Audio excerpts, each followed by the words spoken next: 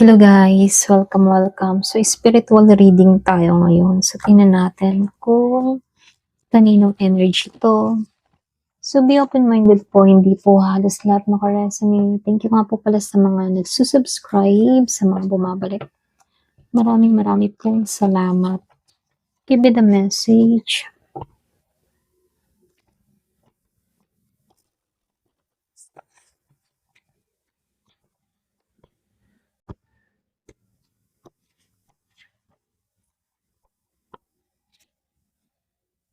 Merong Ten of Pentacles reverse. Ayan, Ace of Pentacles reverse, Five of Cups, Three of Swords, Nine of Wands upright. So, malakas dito, ano? Merong Taurus, Virgo, Capricorn, Gemini, Libra, and Aquarius, Scorpio, Cancer, and Pisces, Aries, Leo, Sagittarius, halos lahat. Okay? So, tingnan natin, ano? So, yung iba sa inyo, no, nakikitaan ko dito, nag-glow up ka. Okay? Kumbaga, tahimik ka na umaayos. Tahimik na nagtatagumpay yung iba sa inyo. Kaya lang dito, no, bagamat tahimik yung pagbabago, pag-usad mo dito, no, hindi may iwasan na merong naiinis, pero hindi naman lahat sila galit dito. Kaya lang, karamihan nasasaktan sila at insecure sa'yo. Okay? So, dito, no, lumalabas si Ace of Cups, reverse. Then, nakikitaan ko rin dito si Five of Cups, reverse, and dito si Three of Swords, upright. So, ibig sabihin, ano, ito yung pinaka-inis nila. Kumbaga, ito yung tipo ng taong naiinis. Hindi ito simpleng inggit lang ha. Kumbaga, meron akong nakikitang emotional hurt dito. Posible ito yung tipo ng tao na dati mong ka-close, dati mong ka-MU or ex, or pwede rin dating taong umaasa or umasa siya.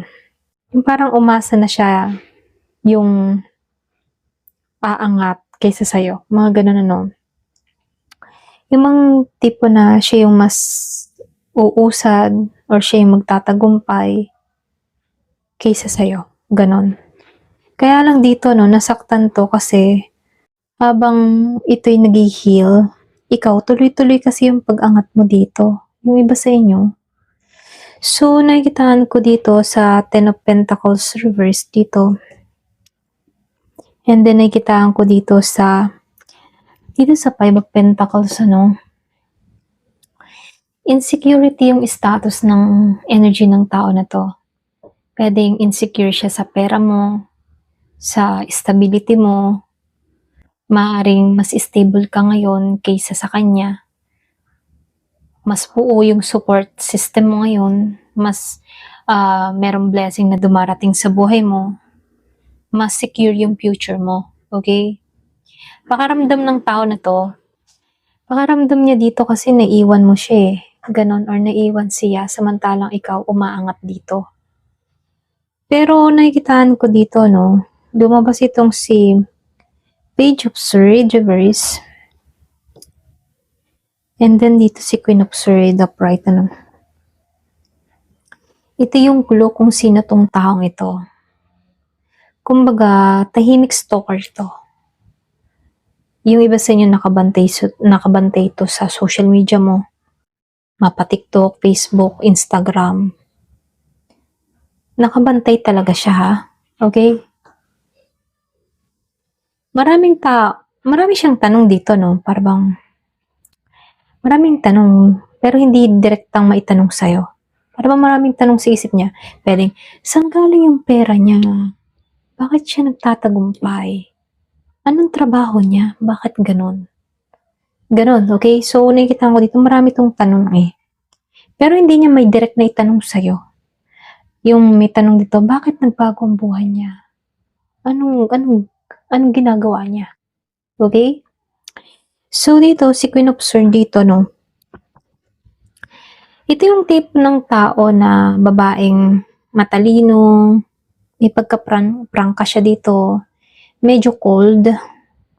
Pwedeng yung iba sa inyo, energy ng air sign, Gemini, Libra, and Aquarius, yung naiinis or naiinggit sa'yo, okay?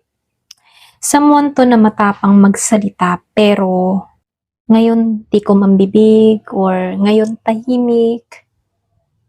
So, nakikitaan ko dito, no, meron tong combination na isang tao nagmamasid lang siya, pero iniipon niya yung opinion niya, okay, sa mga nangyayari sa'yo.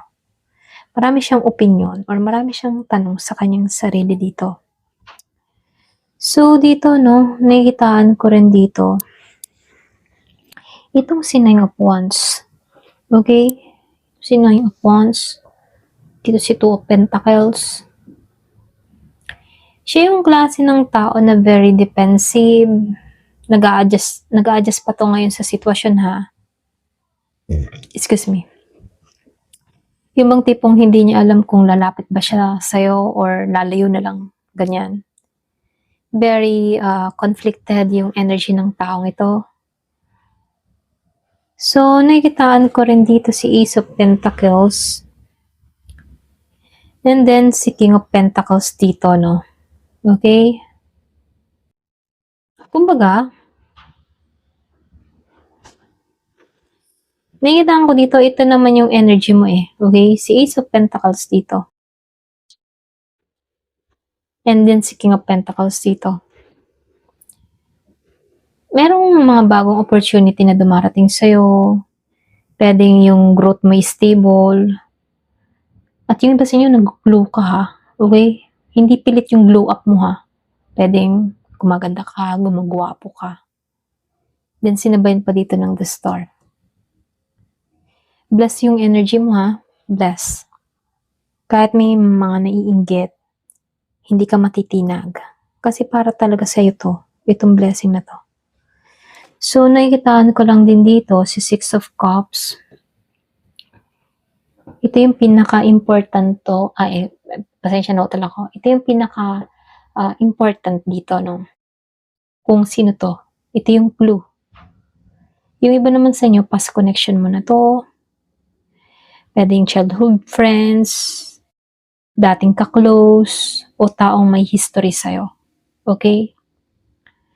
Dahil naka-reverse siya dito, hindi na ito tulad ng dati, okay? Nagkaroon ng lamat sa inyong dalawa nitong taong ito. Nagkaroon ng lamat. So, nakikita ko dito, no, sino naman yung naiinis sa'yo? Siya yung tipo ng taong may emotional attachment sa'yo. Nasaktan to dahil nagkaroon siya ng disappointment, ano? Pero nakabantay naman sa'yo. Okay? Naka-stalk sa social media mo. Insecure yung stability nito. Okay? Insecure siya sa progress mo. Iba sa niya, posibleng babae to, matalino, at mayroong pride. Okay? Talagang nandun pa rin yung pride. Hindi siya openly kalaban. Tahimik lang. Pero ramdam mo yung comparison mula sa taong ito. Okay? Ito lang nakikita ko, no? Kumbaga, talagang inggit lang. Lalo-lalo na kung malaki yung pagbabago na nangyayari sa buhay mo. Pinagpapala ka, sinswerte ka. Maraming blessing na dumarating sa'yo. Okay? Hindi maiiwasan yun na may mga tao talagang napapansin. Lalo-lalo na kung merong pagbabagong nangyayari or nagaganap sa'yo. Okay? So, ito lang yung clue, no? Talagang marami lang talagang ganon. Okay? Ayan. So, tingnan natin kung mawawala ba to sa life mo. Ayan, mawawala ba to sa buhay mo? Itong inggiterang to. Naiinggit sa'yo. Mawawala ba siya sa buhay mo? So, kuha na lang ako ng 5. Ayan. Mawawala ba to sa buhay mo?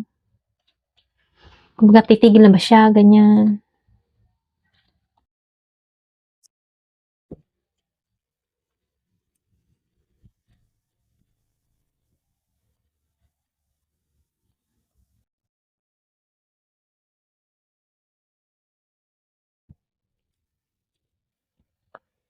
So, dito, no,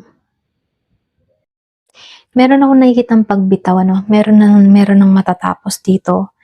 puwedeng itong tao na 'to dito sa Seven of Pentacles magkaroon 'to ng realization na ayaw niya ng yung bang tipong pagod na 'tong maghintay or puwedeng pakiramdam niya dito hindi na worth it na pag-aksayahan ng oras ka or mag-invest pa sa'yo, okay?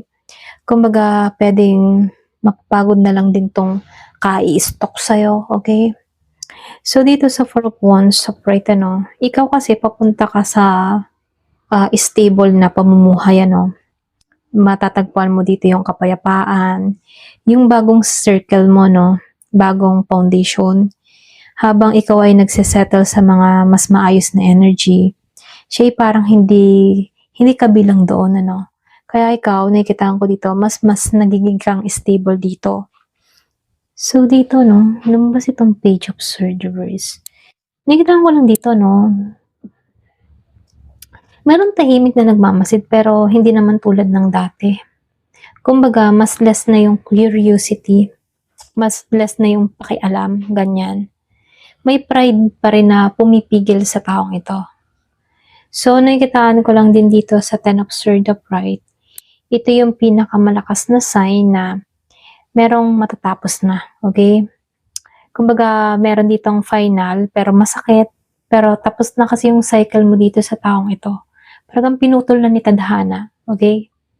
So nakikitaan ko lang din dito sa Seven of Cups, merong magigising, okay? Or puwedeng magigising na 'to sa katotohanan or puwedeng magkakaroon siya ng realization na wala rin namang kahihinatnan yung gagawin niya, okay? Or wala din namang kahihinatnan yung, inggit niya, okay?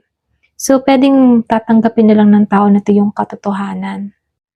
So, nakikitaan ko dito, mawawalan na 'to sa buhay mo, okay? Emotionally, hindi man biglaan pero unti-unti nang umaalis or puwede ring unti-unti nang iaalis sa'yo.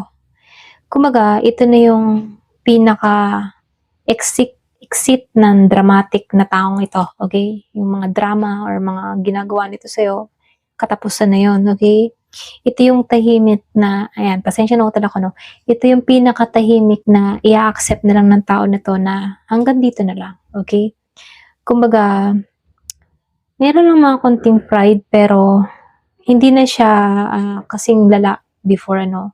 Kumbaga, nakikitaan ko dito, hindi man 'to masasabing closure, pero mas pipiliin na lang ng tao na 'to na umalis ng tahimik, okay? Ayan, ito lang nakikita ko dito.